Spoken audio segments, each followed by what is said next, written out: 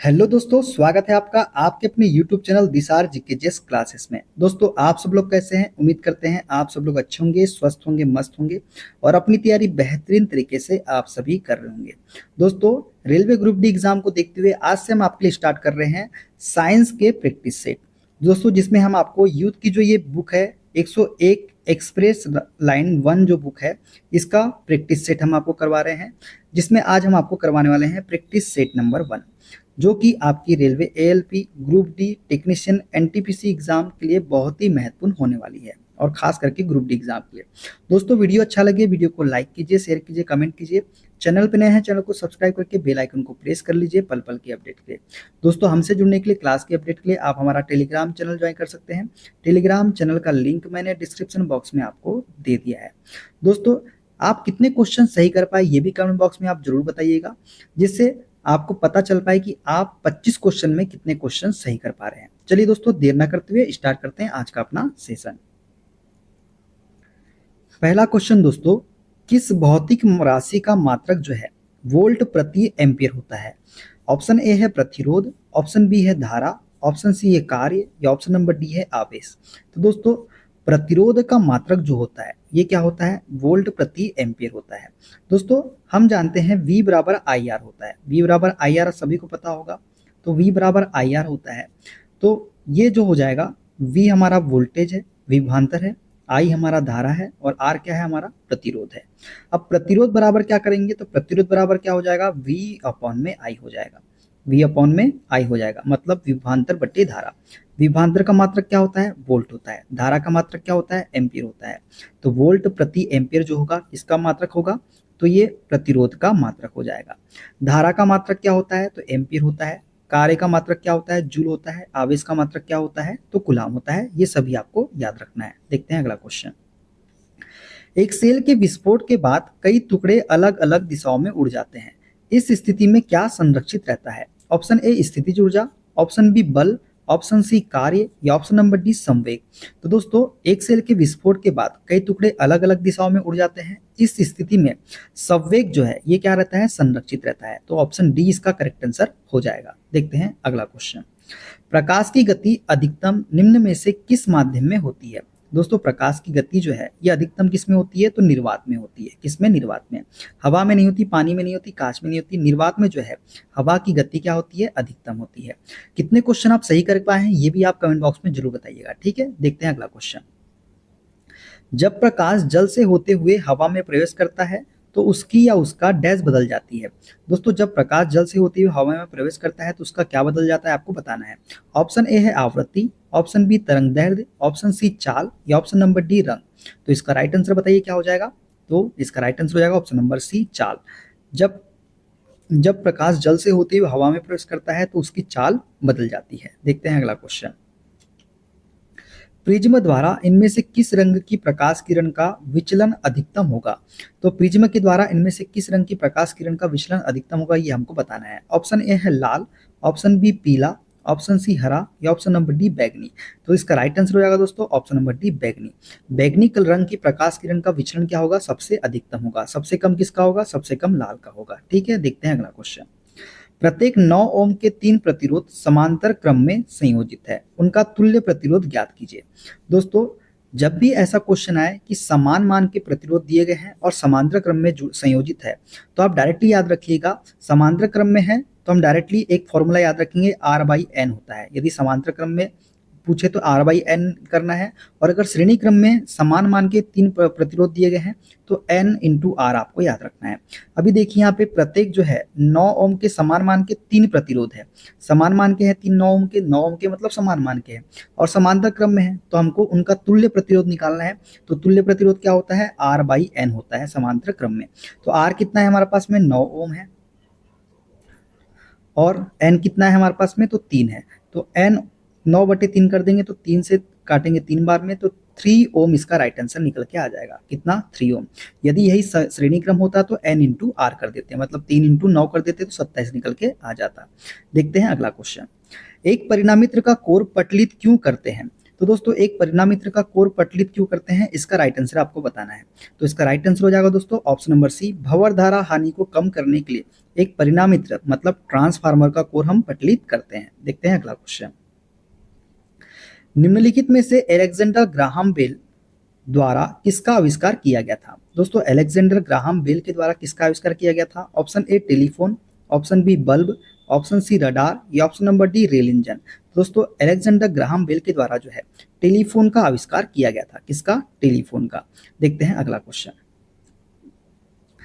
निम्नलिखित में से शरीर विज्ञान एवं चिकित्सा की वह कौन सी शाखा है जो पुरुषों के विशिष्ट रोगों एवं स्थितियों से संबंधित है।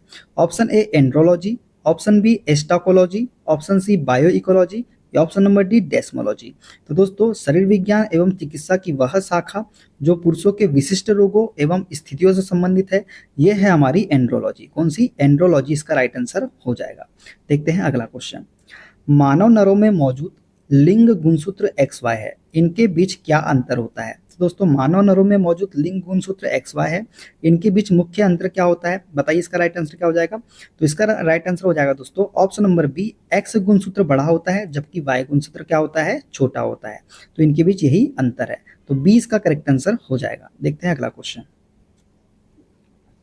भोजन नली की दीवारों के संकुचन और प्रसरण को डैश गति कहा जाता है। तो दोस्तों भोजन नली की दीवारों के संकुचन और प्रसरण को जो है क्रमाकुंचन गति कहा जाता है। कौन सी गति, क्रमाकुंचन गति कहा जाता है। ऑप्शन ए इसका करेक्ट आंसर हो जाएगा। देखते हैं अगला। डैश गुर्दे की नलिका की परत में मौजूद होती है। तो दोस्तों गुर्दे की नलिका की परत में कौन मौजूद होता है, बताइए।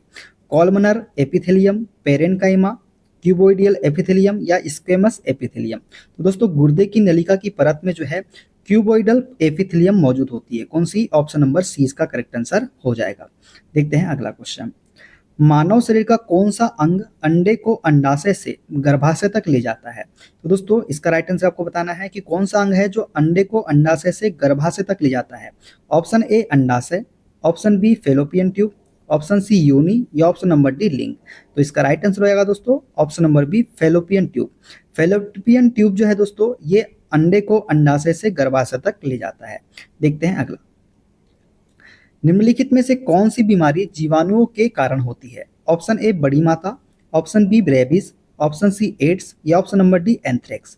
तो इसका राइट आंसर हो जाएगा दोस्तों option number D anthrax. Anthrax बीमारी जो है ये जीवाणु के कारण होती है। बड़ी माता, रेबीज और एड्स की बात करें तो ये सब विषाणु के द्वारा होने वाली बीमारी है। ठीक है, देखते हैं अगला। निम्नलिखित में से कौन सा एक कोश की हरित शैवाल है। तो इसमें से बताना है हमको कि कौन सा एक कोश की हरित शैवाल है। Option A chara, option B ulothrix, option C spirogyra या ऑप्शन नंबर डी क्लेमाइडोमोनास। तो इसका राइट आंसर बताइए दोस्तों क्या हो जाएगा। तो ये हो जाएगा option number D Chlamydomonas. Chlamydomonas जो है ये एक कोश की हरित शैवाल है। देखते हैं अगला। पौधे भविष्य के लिए खाद्य को बीज के डैश में संग्रहित करते हैं। दोस्तों जो पौधे होते हैं ये भविष्य के लिए खाद्य को बीज के किस में संग्रहित करते हैं हमको बताना है। ऑप्शन ए है प्लूम्यूल, ऑप्शन बी है रेडिकल, ऑप्शन सी है कोटिलेडॉन या ऑप्शन नंबर डी है भ्रूण। तो इसका राइट आंसर बताइए दोस्तों क्या हो जाएगा। तो ये हो जाएगा ऑप्शन नंबर सी कोटिलेडॉन। पौधे भविष्य के लिए खाद्य को बीज के कोटिलेडॉन में संग्रहित करते हैं। तो सी इसका करेक्ट आंसर हो जाएगा। देखते हैं अगला। फूल में पुष्प योनि है। दोस्तों फूल में पुष्प योनि क्या होती है। ऑप्शन ए उभयलिंगी, ऑप्शन बी मादा जनन तंत्र, ऑप्शन सी एक लिंगी या ऑप्शन नंबर डी पुरुष जनन तंत्र। तो फूल में पुष्प योनि जो होती है दोस्तों ये मादा जनन तंत्र होती है। कौन सी, मादा जनन तंत्र। इसका बी करेक्ट आंसर हो जाएगा। देखते हैं अगला। पसीने वाली ग्रंथियां मानव शरीर के किस अंग में मौजूद होती है। दोस्तों पसीने वाली ग्रंथियां जो है ये मानव शरीर के किस अंग में मौजूद होती है हमको बताना है। ऑप्शन ए है गुर्दा, ऑप्शन बी यकृत, ऑप्शन सी अग्न्याशय या ऑप्शन नंबर डी त्वचा। तो दोस्तों पसीने वाली ग्रंथियां जो है मानव शरीर के त्वचा में होती है। कहाँ, त्वचा में मौजूद होती है। हमारी त्वचा में ये ग्रंथि मौजूद होती है। देखते हैं अगला। निम्नलिखित में से किसके अणुओं के बीच आकर्षण बल अधिकतम होता है। तो दोस्तों ठोस के अणुओं के बीच जो है इसके ठोस के अणुओं के बीच आकर्षण बल सर्वाधिक होता है। उससे कम द्रव में होता है और सबसे कम किस में होता है, तो गैस में होता है। ठीक है, देखते हैं अगला। 25 ग्राम में सल्फ्यूरिक अम्ल के कितने मोल होते हैं। दोस्तों 25 ग्राम में सल्फ्यूरिक अम्ल के मोल हमसे पूछा है, मोल।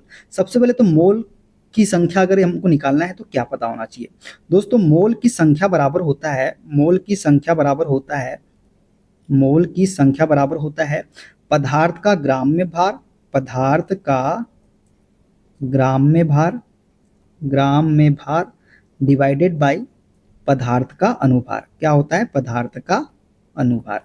यदि मोलों की संख्या निकालना है तो ये हमारा फॉर्मूला होता है पदार्थ का ग्राम में भार बटे पदार्थ का अनुभार। अब दोस्तों पदार्थ का ग्राम में भार तो हमको दिया है 25 ग्राम, लेकिन पदार्थ का अनुभार हमको नहीं दिया है। तो जब हमको पदार्थ का अनुभार, मोलों की संख्या निकालना है तो पदार्थ का अनुभार हमको पता होना चाहिए। तो पदार्थ का अनुभार हम कैसे निकालेंगे? सल्फ्यूरिक अम्ल की बात किया है दोस्तों, H2SO4। जब इसका अनुभार निकालेंगे दोस्तों तो क्या हो जाएगा? ये हो जाएगा, हाइड्रोजन कितने हैं यहाँ पे? 2 है, तो 2 इंटू हाइड्रोजन की द्रव्यमान संख्या कितनी होती है? 1 होती है, प्लस सल्फर, सल्फर की द्रव्यमान संख्या कितनी होती है? तो 32 होती है, प्लस ऑक्सीजन के कितने अणु हैं? 4 अणु हैं, और ऑक्सीजन की द्रव्यमान संख्या कितनी होती है? 16 होती है। अब इसको सॉल्व करेंगे दोस्तों तो ये कितना हो जाएगा? 2 प्लस 32 प्लस 16 64। अब इन तीनों को जोड़ेंगे, 32 और 2 34, 34 और 64 कितना हो जाएगा? 98 ग्राम। 98 ग्राम जो है हमको हमारा अनुभार निकल के आ गया, किसका? सल्फ्यूरिक अम्ल का, मतलब पदार्थ का। हमारा सल्फ्यूरिक अम्ल का अनुभार कितना निकल के आ गया? 98 ग्राम निकल के आ गया। अब हमको मोलों की संख्या निकालना है, तो मोलों की संख्या अभी हमने आपको बता दिया क्या होता है, पदार्थ का ग्राम में भार। पदार्थ का ग्राम में भार कितना दिया है हमको? 25 ग्राम दिया है। तो पदार्थ का ग्राम में भार 25 ग्राम डिवाइडेड बाय पदार्थ का अनुभार, वो कितना निकाला हमने? 98 निकाला। जब इसको सॉल्व करेंगे दोस्तों, मान लेते हैं 100 है, तो 25 से कितने बार में चले जाएगा? 4 बार में चले जाएगा। अब 4 का 1 में मल्टीप्लाई करेंगे तो 0.255 इसका राइट आंसर आ जाएगा, 0.255। तो 0.255 कौन से ऑप्शन में है? तो ऑप्शन नंबर डी इसका करेक्ट आंसर हो जाएगा। ठीक है, अच्छे से समझ में आ गया होगा मोलों की संख्या कैसे निकालना है, आपको अनुभार कैसे निकालना है। ठीक है, चलिए अब देखते हैं अगला क्वेश्चन। पानी के 5 अणुओं का द्रव्यमान क्या होता है? दोस्तों पानी के 5 अणुओं का द्रव्यमान हमसे पूछा है। पानी का फॉर्मूला क्या होता है दोस्तों? ये होता है हमारा H2O। क्या होता है? H2O।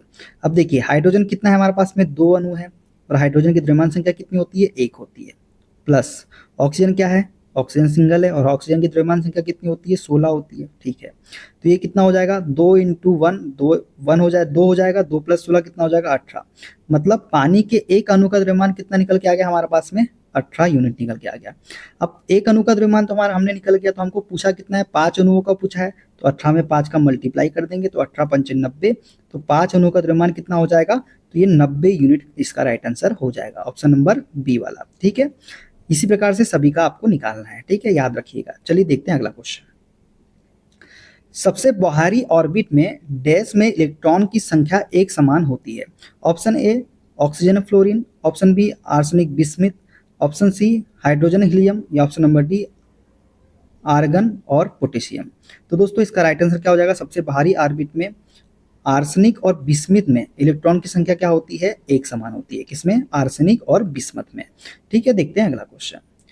N2 के अणुओं में डैश होता है। तो दोस्तों नाइट्रोजन के अणुओं में डैश होता है, बताइए। ऑप्शन ए नाइट्रोजन के 2 परमाणुओं के बीच आयनिक आबंध, ऑप्शन बी नाइट्रोजन के 2 परमाणुओं के बीच एकल बंध, ऑप्शन सी नाइट्रोजन के 2 परमाणुओं के बीच दोहरा बंध, या ऑप्शन नंबर डी नाइट्रोजन के 2 परमाणुओं के बीच तिहरा बंध। तो दोस्तों नाइट्रोजन के अणुओं में जो है नाइट्रोजन के 2 परमाणुओं के बीच तिहरा बंध होता है। कौन सा होता है? नाइट्रोजन के 2 परमाणुओं के बीच तिहरा बंध होता है। ऑप्शन डी इसका करेक्ट आंसर हो जाएगा। देखते हैं अगला क्वेश्चन। इनमें से कौन सा विलयन पीएच पेपर को नीला कर देगा? तो दोस्तों कौन सा विलयन है जो पीएच पेपर को नीला कर देगा?